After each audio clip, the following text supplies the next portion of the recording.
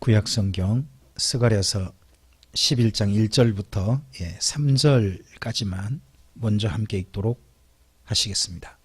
함께 읽습니다. 레바논아, 내 문을 열고 불이 내 백향목을 사르게 하라. 너 잣나무여 곡할지어다. 백향목이 넘어졌고 아름다운 나무들이 쓰러졌음이로다. 바산의 상수리 나무들아 곡할지어다. 무성한 숲이 엎드러졌도다. 목자들의 곡하는 소리가 남이여 그들의 영화로운 것이 쓰러졌음이로다. 어린 사자의 부르짖는 소리가 남이여 이는 요단의 자랑이 쓰러졌음이로다. 아멘. 제가 스가랴서를 읽으면서 제일 해석이 어려웠던, 저 개인적으로는 어려웠던 부분이 11장 1절부터 3절입니다.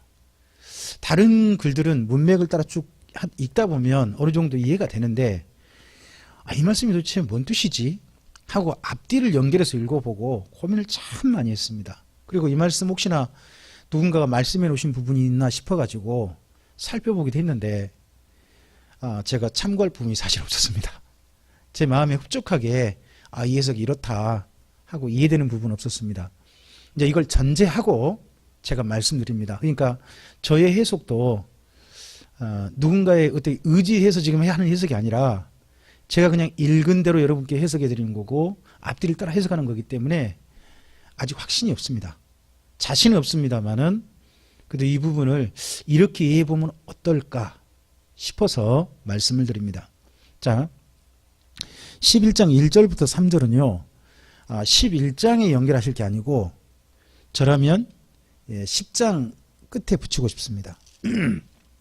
9장부터 10장까지 보면 글 구성이 이렇게 되어 있습니다. 크게 읽어보면요. 첫째는 돌아올 예루살렘 주변 나라에 큰 해를 당할 걸 이야기합니다. 그게 9장 1절부터 7절입니다. 주변 나라. 그게 하드락 땅, 다메섹, 여기는 아람 나라예요. 아람 나라였고 두로, 시돈. 여기도 주변 나라죠. 주변 나라가 큰 해를 당합니다. 아스글론, 여긴 블레셋이죠. 그런 해를 당하고 그리고 이스라엘이 정착합니다. 이스라엘이 정착하고 그 정착할 때 누가 오시냐 그러면 예수님이 오시는 이야기가 거기 9장 9절 그 예루살렘에 그렇게 정착할 예루살렘에 언젠가 입성하실 메시아 이야기가 들어있습니다. 들어있고 그리고 그러한 이스라엘 땅이 이제 정착할 이야기가 9장 11절부터 10장까지 이야기입니다. 다 읽어보면 그곳에 다시 이스라엘 민족이 정착할 이야기입니다. 그런데 11장 1절부터 3절은 다시 어떤 큰 해를 당하는 게 나옵니다. 그런데 이 해가 저에게는 어떻게 보이냐 그러면 둘 중 하나라고 봤습니다. 하나는 이쪽이 지금 레바논 지역이거든요. 그렇죠? 레바논 지역은요 시돈의 남부 지역이기도 합니다. 그런가 하면 이스라엘 민족이 차지한 나라, 이스라엘 민족이 차지한 영토 중에 맨 북쪽이고 거기 이제 바산이라는 데까지 나와요. 그렇죠? 바산. 이쪽 지역은 길르앗은 아니지만 이스라엘 영토지만 목축이 제일 잘 됐던 곳입니다. 이 레바논이라든지 바산 이쪽은 그러면 이스라엘 땅 중에서요 가장 비옥한 지역입니다. 가장 아름다운 땅입니다. 이쪽에 북쪽에 단도 있고요. 그리고 길르앗이라는 이쪽에 목축도 많이 되고요. 그리고 좋은 나무도 제일 많습니다. 레바논이. 저는 그래서 이렇게 읽었습니다. 둘 중 하나라고 봤는데 앞서서 그런데 우리 9장 1절부터 7절 사이에 두로와 시돈이 들어가 있잖아요. 2절에. 그러죠?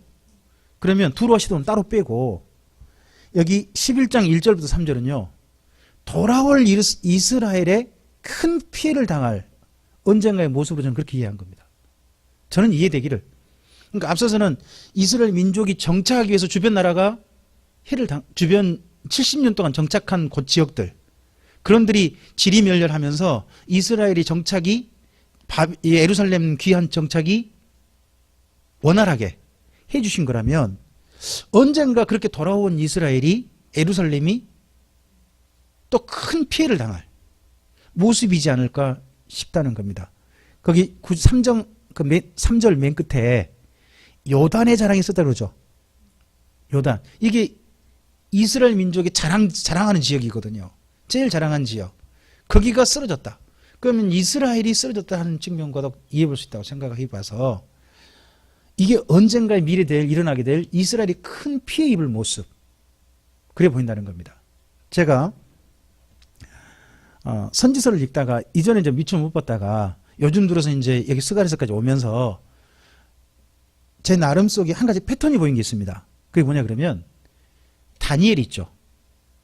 다니엘 그리고 에스겔 그리고 제2 이사야 그리고 여기 스가랴 공통점이 보였습니다. 그 이전 미가 이사야하고 좀 다른 패턴이 보였어요. 미가 이사야 예레미야까지는요. 메시아가 돌아와서 좋은 일이 있을 것까지만 보입니다. 그러니까 이스라엘 땅에 와서 좋은 일이 있을 것까지만. 그런데요. 제2 이사야가 돌아온다는 이야기입니다. 그리고 에스겔도 이제 언젠가 너희가 돌아가게 될 것이라는 이야기입니다. 그리고 여기 스가랴도 이제 돌아왔고 돌아오라는 이야기입니다. 그리고 다니엘도 돌아갈 것을 사모하는 그런 이야기입니다. 근데 네 가지 특징이 뭐냐 그러면 뒷이야기는 돌아가되 이스라엘 민족이 큰 피해를 입을 걸 이야기합니다. 강대국 속에서 힘들 걸 이야기합니다. 심지어 하나 더 이야기합니다. 그 돌아갈 곳에서 메시아가 오시는데 메시아가 피해를 당할 걸 이야기합니다. 그러니까 앞에 바벨론 포로 전까지 있지 않습니까? 멸망 전까지는 메시아가 오면 어떤 희망적인 세상 그걸 바라봤다면 지금 바벨론 포로기 때부터 등장한 선지자 있지 않습니까? 다니엘, 그 다음에 에스겔, 그리고 끝날 때 정도가 제2 이사야입니다. 그리고 돌아온 사람 스가랴. 네 사람의 특징이 돌아가서 메시아가 오긴 오는데 그 메시아를 이스라엘 민족이 죽인다는 겁니다. 그런 패턴이 되어 있습니다. 또 심지어 이스라엘 민족은 돌아가서 정착은 하는데 힘들 거다 하는 얘기가 다 들어있다는 겁니다. 힘들 거다. 쉽지 않을 거다 하는 이야기가. 그래서 오늘 읽었던 11장 1절부터 3절도 이스라엘이 그렇게 정착하지만 언젠가 큰 피해를 당할 거다. 앞서서 정착할 때 그 주변 나라가 피해를 입었던 것처럼 언젠가 이스라엘도 정착하지만 후에 언젠가는 큰 피해를 입을 것 같다 하는 그런 얘기 저는 일단 읽었습니다. 전제 분명히 말씀드렸습니다. 이상의 해석은 다른 분의 해석에 제가 도움을 받은 게 아니라 지금 제가 참고할 데가 없어서 그냥 제가 글을 읽어보고서 다른 선지서와 패턴을 비교해가지고 말씀드린 거란 겁니다. 이런 패턴이 있더라는 겁니다. 저도 이제 읽다 보니까 보인 패턴이어서 아직 검증은 못 해봤습니다. 한번 언젠가 저도 논문 써가지고 다른 분 검증을 한번 받아보든지 해보긴 하겠습니다. 자, 그리고 11장 4절부터 따로 뺀 이유가 있습니다. 11장 4절부터요. 17절까지요. 나라는 사람이 선지자가 아닙니다. 읽어보면 자, 하나님께서 나에게 말씀하셨대요. 그러면 누구에게 얘기하신 거죠? 이 글상 스가랴가 되겠잖아요. 근데 스가랴가 아니에요. 읽어보면 한번 주의 깊게 한번 읽어가 보실까요? 자, 11장 4절부터입니다. 읽어보시죠. 여호와 나의 하나님이 이르시되 너는 잡혀 죽을 양떼를 먹이라. 여기까지는 그럼 너라면 누구도 될 수 있겠습니까? 스가랴. 그럼 잡혀 죽을 양떼가 누구냐? 이것도 또 묘해집니다. 아직 그 다음 계속 읽어볼까요? 사들인 자들은 그들을 잡아도 죄가 없다 하고 판자들은 말하기를 내가 부요하게 되었은즉 여호와께 찬송하리라 하고 그들의 목자들은 그들을 불쌍히 여기지 아니하는도다. 이거 갑자기 이야기가 묘한 이야기로 갑니다. 아니 스가랴가 웬 느닷없이 이런 이야기를 하지? 좀 그래 싶어집니다. 계속 좀 읽어보죠. 여호와가 말하노라 내가 다시는 이 땅 주민을 불쌍히 여기지 아니하고 그 사람들을 각각 그 이웃의 손과 임금의 손에 넘기리니 그들이 이 땅을 칠지라도 내가 그들의 손에서 건져내지 아니하리라. 잠깐만요. 거기 6절에 이 땅 주민이 누구죠? 원래 사람들이에요? 아니면 이스라엘 민족이에요? 원래 사람 같은가요? 일단 계속 좀 읽어보죠. 또 7절입니다. 내가 잡혀 죽을 양떼를 먹이니, 여기 나라는 분은 하나님 아니에요. 지금 맨 처음에 있던 그 4절에 여호와 나의 하나님 이르시되 나란 사람이잖아요. 너는 하고 난 다음에 내가 먹였다 이렇게 되지 않습니까? 그 나죠. 그 나가 7절에 나거든요. 내가 잡혀 죽을 양떼를 먹이니, 계속요. 참으로 가련한 양들이라. 내가 막대기 둘을 취하여 하나는 은총이라 하며 하나는 연합이라 하고 양떼를 먹일세. 계속요. 한 달 동안 내가 그 세 목자를 제거하였으니 이는 내 마음에 그들을 싫어하였고 그들의 마음에도 나를. 여기 세 목자는 누굽니까? 거기 앞서 5절에 세 종류 사람이 나와요. 5절에 사들인 자, 판자들, 그리고 또 그들의 목자들 나왔죠. 그들이 여기 세 목자를 말한 거예요. 지금 글을 읽어보면 내용상 좀 더 좀 가보죠. 9절입니다. 내가 이르되 내가 너희를 먹이지 아니하리라. 죽는 자는 죽는 대로, 망하는 자는 망하는 대로, 나머지는 서로 살을 먹는 대로 투리라 하고. 여기 그러면 스가랴가 뭐 아무것도 안 하겠다는 이야기냐. 이거 그냥 둔단 말인데 내버려 둔다 하는 그런 이야기죠. 자, 계속요. 이에 은총이라는 막대기를 취하여 꺾었으니 이는 모든 백성과 세운 언약을. 아니, 스가랴가 무슨 언약을 피하는 사람입니까? 아니잖아요. 자, 그 다음 절까지요. 당일에 곧 패함에 내 말을 지키던 가련한 양들은 이것이 여호와의 말씀이었던 줄 안지라. 무슨 언약을 피하니까 패했던 날에 그 가련한 양들, 그 내 말을 지키던 어떤 가련한 양들이 있는데 그들은 이게 하나님의 말씀인 줄 알았다 하고 이야기합니다. 계속요. 12절.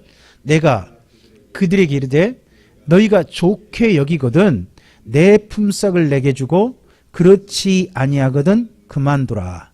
그들이 곧 은 30개를 달아서 내 품삯을 삼으리라. 이거 뭐죠? 예수님 이야기잖아요. 은 38 예수님 이야기잖아요. 그래서 그 다음 절요. 여호와께서 내게 이르시되 그들이 나를 헤아린 바 그 싹을 누구에게? 토기장에게 던지라 하시기로 내가 곧 그 은 30개를 여호와의 전에서 토기장에 던졌다. 이게 무슨 내용이죠? 나중에 어떻게 이루어지죠? 가룟유다 다시 받잖아요. 그때 성전 자기 판값을 갖다가 여호와의 성전에 던지잖아요. 그랬더니 거기 제사장들이 이건 성전 둘 거 아니다 그러면서 토기장에 받아가지고 무덤 삼았다는 겁니다. 그 이야기잖아요. 자, 그리고 난 다음에 17, 14절까지요. 내가 또 연합이라 하는 둘째 막대기를 꺾었으니 이는 유다와 이스라엘 형제의 의리를 끊으려 함이었느니라. 자, 14절까지 가면 그 땅의 백성이 누군지가 보여요. 누구예요? 유다와 이스라엘이잖아요. 그럼 여기 나란 분이 누군지 이제 보였죠. 끝까지 읽어보니까 누구 이야기예요? 예수님 이야기예요. 예수님 이야기인데 지금 선지자가 누구 이야기처럼요? 마치 꼭 자기 이야기처럼 쓰고 있는 거예요. 동일시에서 쓰고 있는데 아무리 읽어봐도 이건 누구 이야기예요? 이건 예수님 오실 언제가 메시아 이야기예요. 그래서 저는 여기 11장 1절부터 3절을 앞으로 뗀 이유가 11장 4절부터 뒷부분이 나라는 분을 대상으로 지금 이야기를 하고 있더라고요. 이제 그래서 저는 좀 떼어 본 거예요. 떼어서 그렇게 좀 이야기를 좀 이해를 해본 건데. 자, 여기 그러면 4절에 여호와 나의 하나님이시되 너는 잡혀 죽을 양떼를 먹이라. 잡혀 죽을 양떼가 누구예요? 예수님 당시에 이스라엘 민족인 거예요. 이스라엘 민족은 그 당시에 마치 꼭 뭐 같은 신세인가요? 더 이상 기르는 게 아니라 이런저런 사람들을 잡혀 죽일 그런 양떼였다는 거죠. 5절에 그러면 사들인 자가 누구죠? 그 당시 강대국 누구겠어요? 로마가 되겠죠. 로마가 되겠죠. 그 다음에 판자들은 누구겠어요? 권력자, 그 당시 권력자는 누구? 헤로당가. 헤로당가가 되겠죠. 그 다음에 그들의 목자들은요? 이스라엘 민족의 목자들. 제사장과 또 하나 바리새인. 그러니까 그 당시에 3대 지도층이잖아요. 이스라엘 민족의 위해를 지금 다스리고 있는. 근데 그들에게 이스라엘 일반 민중은요. 잡혀 죽을 양떼에 불과한 거죠. 그럼 비참한 이야기가 이 속에 들어있는 거죠. 하나님께서 그때 그 이스라엘 민족에 대해서 이러셨다는 거예요. 6절.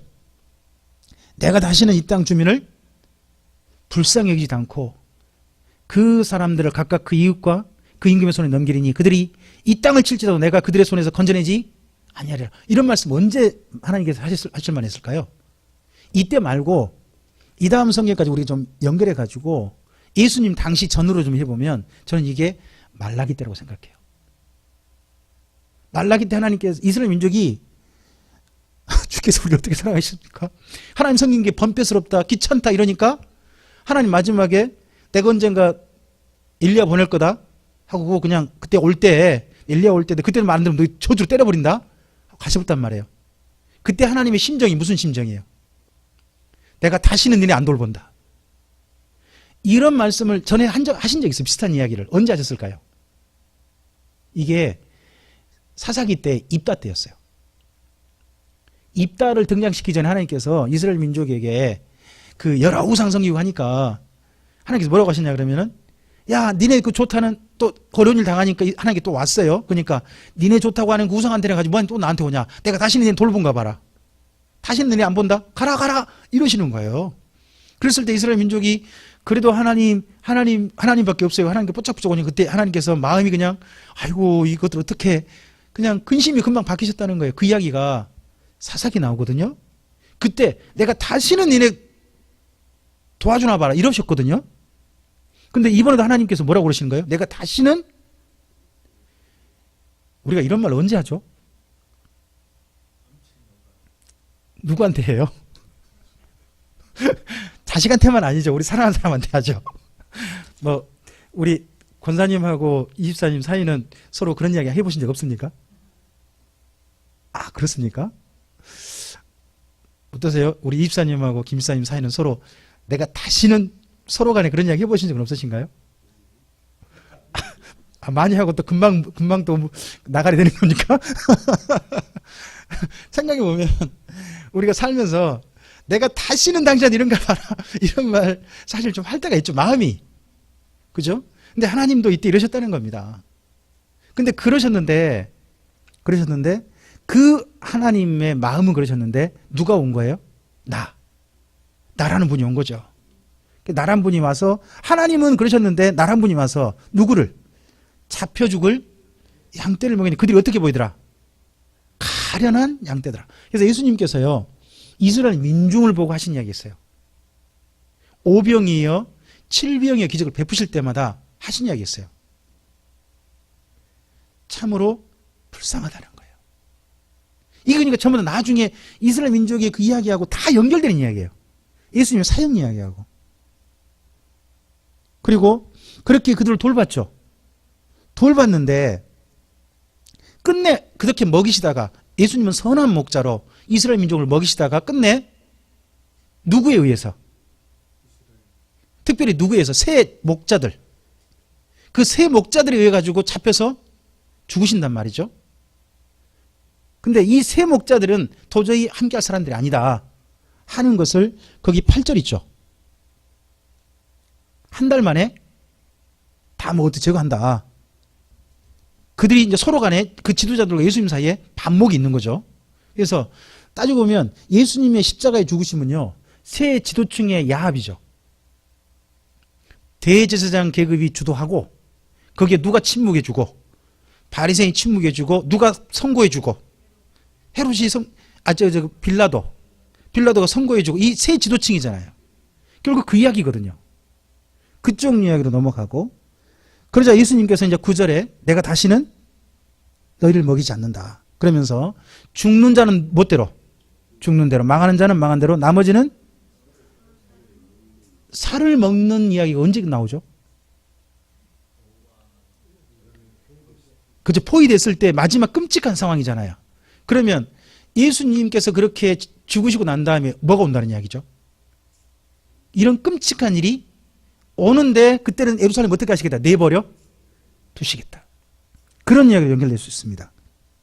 그래서 이스라엘 민족을 향한 10절 보시면 은총, 그리고 심지어 이스라엘 민족과 세운 모도, 언약이 폐해지는 겁니다. 이 언약이 폐해지고, 그러니까 이스라엘 민족과 맺었던, 이스라엘 민족만 한적되는 언약이 폐해지고, 뭐가? 새 언약이 예수님을 통하여서 이스라엘 민족이 아닌 교회와 세워지는 겁니다. 이스라엘 민족에서 극히 일부, 그리고 이방인들이 포함된 새 언약이 그 다음 맺어지게 되지 않습니까? 그리고 나서 이렇게 폐해진 날, 그게 언제죠? 그게 사실은 성찬식이었고 예수님이 십자가에 달리신 고난이셨습니다. 자, 이것이 하루에 폐해졌죠. 11절 당일이라고 되어 있죠. 당일 며칠 만에요? 하루에 다. 그러니까 십자가의 상에서 뭐가 폐해진 거예요? 이스라엘 민족과 맺었던 언약이 폐해져 버렸습니다. 이제. 그리고 누구랑 그 언약은 이제 뭘로 바뀌게 됩니까? 교회와 맺은 언약으로 바뀌게 됩니다. 그래서 예수님과 끝까지 그 예수님 말씀을 지키던 가련한 양들은 이것이 누구의 말씀이었다. 그래서 이걸 증명하는 게 신약 성경의 예수님을 향한 복음들입니다. 이게 하나님 말씀을 이루려 함이었다. 하나님 말씀을 이루려 함이었다 하는 이야기를 쓰고 있는 거죠. 그때 그리고 예수님께서 은 30에 팔린 이야기가 12절과 13절이 있죠. 그리고 마지막으로 하나님과 이스라엘 민족 사이에 맺었던 가족의 의, 형제의 의가 끊기는 게 나옵니다. 자, 여기까지는 누구 이야기입니까? 예수님이란 목자 이야기입니다. 그런데요, 다른 목자가 나옵니다. 그게 15절 이하입니다. 15절 이하 읽어볼까요? 여호와께서 내게 이르시되 너는 또 어리석은 목자의 기구들을 빼앗을지니라. 보라, 내가 한 목자를, 거기 한 목자 줄거 놓으세요. 한 목자. 자, 이 목자는 이상한 일을 해요. 앞에 있는 목자와 달라요. 앞에 나왔던 목자는 예수님이셨잖아요. 예수님 위에 어떤 목자가 나오는 거예요. 계속 읽어보죠. 그가 없어진 자를 마음에 흩어진 자를 강건한 자를 먹이지 아니하고 오히려 살진 자의 고기를 먹으며 또 그 굽을 찢으리라. 화 있을진저 양떼를 버린. 그럼 이 뒤에 나오는 목자는 무슨 목자예요? 화 있을 목자죠. 계속요. 그 칼이 그의 팔과 오른 눈에 내리리니 그의 팔이 아주 마르고 그의 오른쪽 눈이 아주 멀어 버릴 것이라 하시니라. 여기 저는 15절 이하에 있는 이 화 있을 목자를 전 짐승이라 봅니다. 그러니까 하나님께서 이스라엘 민족에게 허락하실 두 목자가 있는 겁니다. 근데 먼저 이스라엘 민족을 이해하는 목자가 있는 거죠. 누구? 예수님이라는 분이 있습니다. 근데 예수님을 이스라엘 민족은 어떻게 해버리는 거예요? 죽여버리고 의가 끊겨버린 거죠. 그리고 난 다음에 그 이후에 하나님이 나중에 언젠가 하나님의 계획 속에 한 목자가 누구에게 임한다는 거예요? 이스라엘 민족에게. 저는 그래서 짐승이 이스라엘 민족과 관련되어 나타난다고 봅니다. 왜냐 그러면 또 데살로니가 후서 2장에 보면 짐승이 하나님 예수님을 대적한 자가 성전에 앉아, 이스라엘 민족이 세우는 유대교 성전에 앉아 자기를 보여 하나님을 할 자라고 한답니다. 그러면 어느 민족과 관련된 이야기예요? 이스라엘 민족이거든요. 그래서 저는요, 마지막에 있을 짐승의 나라 있지 않습니까? 그 짐승의 나라는 저는 이스라엘 민족과 관련된다고 봅니다. 저는 일단 그렇게 생각하고 있습니다. 자, 그 다음 이야기를 좀 읽어보면 제가 그렇게 생각한 이유에 대해서 여러분 조금은 이해할 수 있을 겁니다. 자, 여기 말씀하고 난 다음에 12장 연결이 이렇게 이야기됩니다. 12장 1절만 읽어보세요. 이스라엘에 관한 여호와의 뭐의 말씀이라고요? 자, 이스라엘 민족 여기까지는 지금 스가랴서 우리 10장까지는 뭐였습니까? 이스라엘 민족이 그 땅에 정착하고 그 땅에서 이제 번성하고 하나님이 번성을 도우실 거다는 이야기였습니다. 여기까지 쭉. 그렇죠? 성전도 세워지고 그런 이야기였습니다. 그런데 갑자기 11장 이 뒷부분 오니까 앞으로 이스라엘 민족이 누구를 도리어 죽여버리고 메시아를 죽여버리고 그들에게 무슨 이상한 목자가 나타나가지고 이스라엘 민족이 하나님의 화 있을 대상이 된다는 겁니다. 화 있을 대상. 심지어 마지막에는요, 세상을 향한 경고가 아닙니다. 누구를 향한 경고? 이스라엘을 향한 경고입니다. 이 이스라엘 향한 경고는 그 당시 이스라엘이 그 먼 미래 이스라엘인데 좀 더 읽어보겠습니다. 여호와 곧 하늘을 펴시며 땅에 터를 세우시며 사람 안에 심령을 지으신 이가 이르시되. 자, 하나님을 어떻게 표현하고 있습니까? 땅을 펴시며 하늘을 펴시며 땅에 터를 세우시며 사람 안에 심령을 지으시니라면 한 단어로 줄인다면요, 창조의 하나님이죠. 그래서 선지자들이 가장 근본적으로 고백하는 이야기는 우리를 지으신, 세상에 지으신 하나님, 세상의 주인 되신 창조주 하나님을 늘 고백을 합니다. 그 하나님께서 이르시되, 2절입니다. 계속 읽어보죠. 보라, 내가 예루살렘으로 그 사면 모든 민족에게 취하게 하는 잔이 될 것이라. 예루살렘이 에워싸일 때에 유다해까지 이르라. 언젠가 예루살렘이 에워싸인 날이 온다는 거죠. 근데 예루살렘이 사면 모든 민족에게 뭐가 된다고요? 취하게 하는 잔. 이게 구약에서 두 나라에 적용됐습니다. 한 나라는 아수르였습니다. 또 한 나라가 있는데 그 나라가 바벨론입니다. 이 두 나라가 주변 모든 강대국, 그 당시 가장 강대국이잖아요. 강대국이어서 쉽게 말하면 롤 모델인 겁니다. 그래서 우리나라가 누구 나라처럼 된다. 누구 나라처럼 돼야 된다. 저 아수르처럼, 저 바벨론처럼 돼야 돼가지고 그 문명, 그 우상 숭배, 그들의 모든 직제 이런 걸 모든 나라가 본받는 그런 취하게 하는 잔이 됐습니다. 그걸 받아들이니까 그 모든 게 다 뭐가 돼요? 다 우상 숭배한 나라가 되고 하나님 앞에 혼찍히 하는, 음행하는 나라가 되고 말아요. 근데 이 이야기가 나중에 요한계시록에 등장합니다. 우리 한번 가보겠습니다. 17장을 가보시죠. 거기다 줄러 놓으시고, 요한계시록 17장 1절부터 4절까지.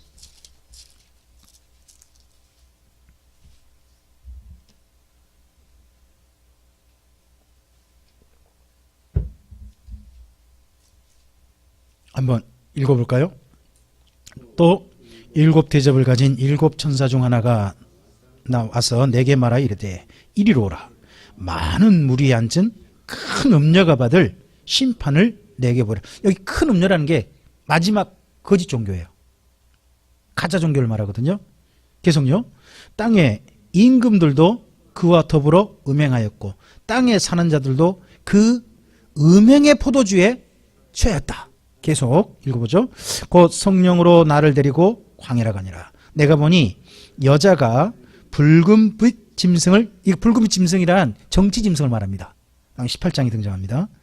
계속요. 그 짐승의 몸에 하나님을 모독하는 이름들이 가득하고 7머리와 10뿔이 있으며 그 여자는 자줏빛과 붉은빛 옷을 입고 금과 보석과 진주로 꾸미고 손에 뭐를 가졌어요? 금잔을 가졌는데, 계속요. 가증한 물건과 그의 음행에 더러운 것이 가득하더라. 이 여자가 가지고 있는 잔이 뭐예요? 금잔.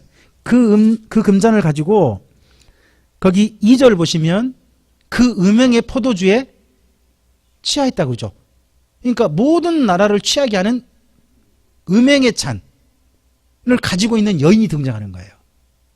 등장하는데 스가랴서 12장 2절을 보니까요, 온 세상을 취하게 하는 잔이 누가 돼버려요? 예루살렘이 된다는 거예요. 그러면 마지막에 온 세상을 망가뜨리는, 그 앞서서 아수르가 금잔을 가져가지고 그 음행한 것 때문에 주변 나라가 망했어요. 또 바벨론이 그 금잔을 가져서 바벨론의 영향받은 모든 나라가 또 망했어요. 근데 마지막 때 언젠가 어디가 그런 금잔의 역할을 한다는 거예요? 예루살렘 해가지고, 그러면 어디가? 주변 모든 나라가, 사면 모든 나라가 그 영향을 받는 거예요. 그럼 언젠가는요, 온 세상이 큰 해를 입을 건데 어디 덕분에? 예루살렘 덕분에 이런 일 당할 것이다 하는 걸로 성경의 패턴이 이루어질 수 있는 거예요. 이야기를 우리 그렇게 이해해 볼 수 있는 겁니다. 자, 계속 좀 보겠습니다. 3절입니다. 그 날에는 내가 예루살렘을 모든 민족에게 무거운 돌이 되게 하리니 그것을 드는 모든 자는 크게 상할 것이라. 천하 만국이 그것을 치려고 모이리라. 언젠가 예루살렘은 온 세상을 취하게 한 잔도 되고 온 세상과 서로 이제 싸우는 사이가 되는 거죠. 자, 계속요. 여호와가 말하노라. 그날에 내가 모든 말을 쳐서 놀라게 하며 그 탄자를 쳐서 미치게 하되 유다 족속은 내가 돌보고 모든 민족의 말을 쳐서 눈이 멀게 하리니 유다의 우르머리들이 마음속에 이르기를 예루살렘 주민이 그들의 하나님 만군의 여호와로 말미암아 힘을 얻었다 할지라. 자, 이날요. 그러니까 전쟁은 누가 이겨요? 보니까 이스라엘이 이기는 것 같아요. 그렇죠? 주변 나라 싸우는데 이겨요. 그러니까 유다 족속은 뭐라고 찬송해요? 하나님이 우리한테 힘을 줬다 라고 여기까지 고백한 거 보면 상당히 괜찮은 것 같잖아요. 근데 그 다음 줄 보면 이상해. 그 다음 줄 한번 봐보세요. 그 다음 줄 읽어보죠. 그날에 내가 유다 지도자들을요 나무 사이에 화로 같게 하며 곡식단 사이에 횃불 같게 하리니 그들이 그 좌우에 에워싼 모든 민족들을 불사를 것이고요. 예루살렘 사람들은 다시 그 본 곳 예루살렘에 살게 된다는 겁니다. 이들이 주변 모든 나라를 불태우는 그런 큰 힘을 발휘할 거란 겁니다. 이게 지금 잘 생각해 보실 것은 이게 예수님은 아니에요. 예수님은 아니잖아요. 자, 계속요. 여호와가 먼저 유다 장막을 구원하리니 이는 다윗의 집의 영광과 예루살렘 주민의 영광이 유다보다 더하지 못하게 하려 함이니라. 그 날에 여호와가 예루살렘 주민을 보호하리니 그 중에 약한 자가 그날에는 다윗 같겠고 다윗의 족속은 하나님 같고 무리 앞에 있는 여호와의 사자 같을 것이라. 예루살렘을 치러 오는 이방 나라들을 그날에 내가 멸하기를 힘쓰리라. 자, 이런 날이 언제 올 거냐는 거죠. 예루살렘이 드디어 온 세상을 취하게 한 잔이 되어지고 온 세상과 전쟁을 하고, 이 이야기는 아무리 봐도 요한계시록 때 나오는 전쟁 중에 어느 한 곳이라고 봅니다. 특별히 이 이야기가 저는 연결될 수 있는 이야기가 에스겔서 39장 38장에 있는 곡과 마곡의 전쟁과 연결해 볼 수 있지 않나 싶습니다. 자, 이런 큰 전쟁이 있는 날, 그럼 이스라엘 민족이 뭐 큰 힘을 받아가지고 이방 나라 가운데서 뭐 힘쓰서니까 하나님이 함께 하신 것 같다, 그렇게 보이지 않습니까? 그런데 그 다음 절 이야기가 묘합니다. 읽어보시죠. 내가 다윗의 집과 예루살렘 주민에게 은총과 간구하는 심령을 부어주리니 그들이 그 찌른 바 그를 바라보고 그를 위하여 애통하기를 독자를 위하여 애통하듯 하며 그를 위하여 통곡하기를 장자를 위하여 통곡하듯 하려도 합니다. 자, 여기 다윗 집과 예루살렘 주민에게 뭐를 은총과 간구한 심령을 보여줘서 그들이 누구를 바라본다고요? 찌른 바 그죠. 누구를 찔렀다는 거죠? 이게 나중에 사도 요한이 예수님이 십자가에서 죽으시면서 창 찔리죠. 그 장면을 이걸 연결해서 이야기를 해줘요. 그리고 나서 요한계시록에까지 연결해가지고 예수님이 지상진림할 때 있지 않습니까? 찌른 자들도 그를 볼 것이요 세상 모든 자가 그를 보고 애곡하리라 라고 이야기합니다. 그러면 이렇게 볼 수 있습니다. 앞서서 9절까지 전쟁 이긴 자가 누굴까요? 이스라엘인데 누굴까요?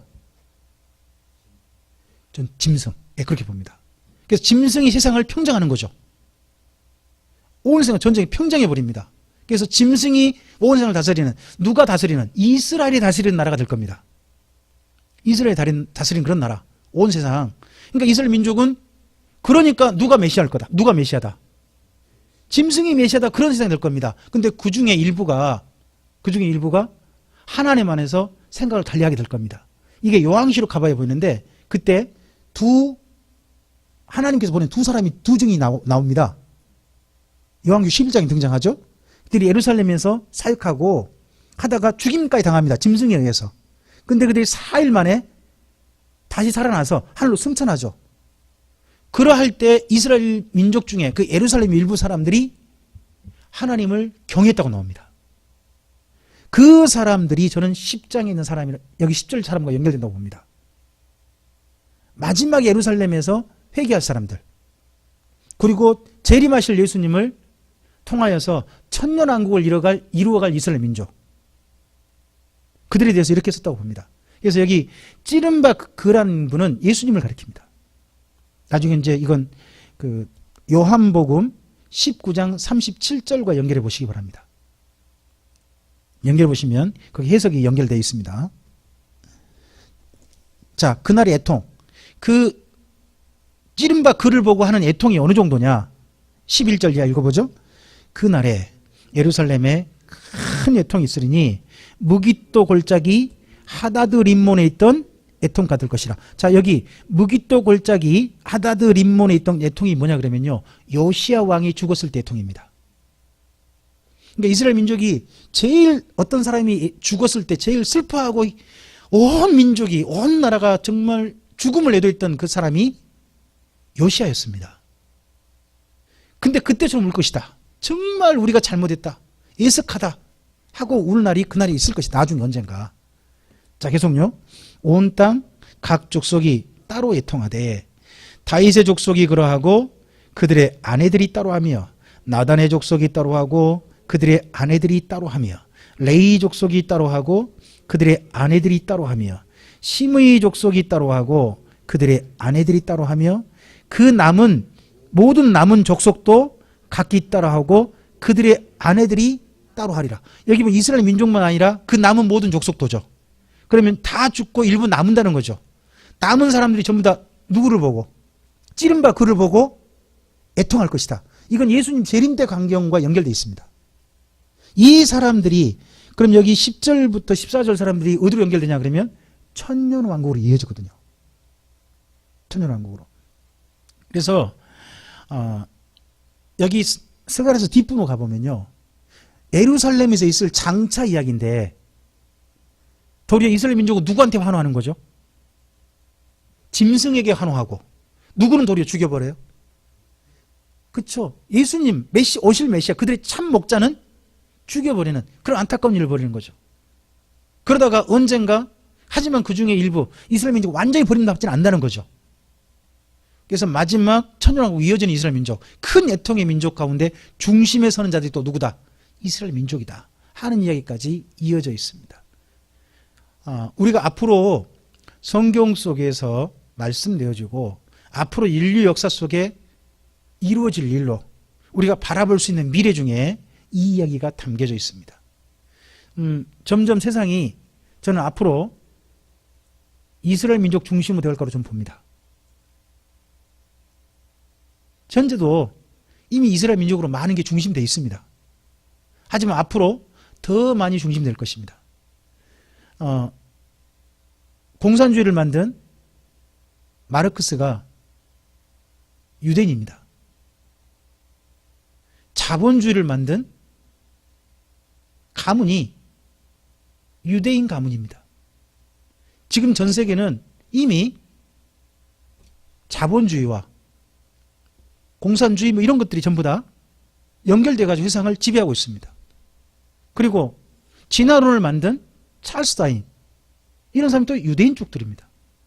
세상이 이상하게 보면요, 세상에 중심된 철학, 세상을 움직이는 중심 기점 있지 않습니까? 그걸 만든 사람이 전부 다 유대인들이 들어있습니다. 그리고 지금 현재 전 세계를 움직이는 가장 큰 힘은 저는 달러라고 생각합니다.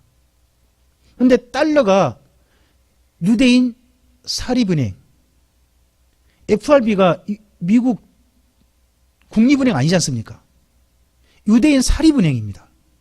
쉽게 말하면 전 세계 경제가 유대인에 의해서 지금 움직이고 있다는 겁니다. 저희들 중심돼서. 앞으로도 이것이 점점 더 강화될 거라고 저는 생각합니다. 그리고 언젠가는 이 유대인 중심한 세력과 유대인을 싫어하는 세력 간에 큰 전쟁이 있을지도 모르겠습니다. 그 전쟁이 저는 세계 3차 전쟁이 이어질 가능성이 있다고 저는 생각합니다.